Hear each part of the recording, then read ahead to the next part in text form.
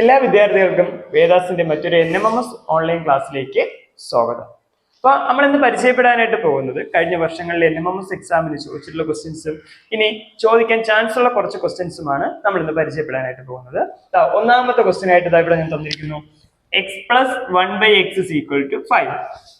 അങ്ങനെ ആയാൽ നമുക്ക് എന്ത് കണ്ടെത്താനാണ് ചോദിച്ചിരിക്കുന്നത്? x² + 1/x² കണ്ടെത്താം. ഇതിന്റെ ആൻസർ എന്തായിരിക്കും? ജസ്റ്റ് നോക്കുക, ഈ ഒരു ഇവിടത്തെ x² ആയി 1/x എന്നുള്ളത് എന്തായിട്ട് മാറി?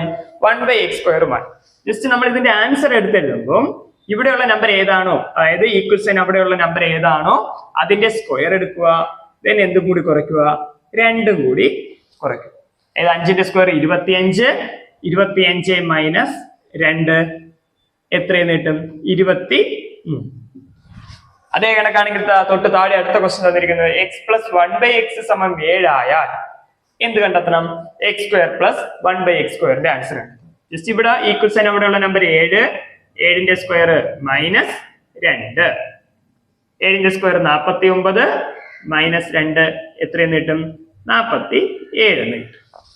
അപ്പം അടുത്തൊരു ക്വസ്റ്റ്യൻ നിങ്ങൾക്ക് ചെയ്തു നോക്കുന്നതിന് വേണ്ടിയിട്ടാണ്, x+1/x = 6 ആയാൽ എന്ത് കണ്ടെത്തുക? x² + 1/x² ആൻസർ കണ്ടെത്തും.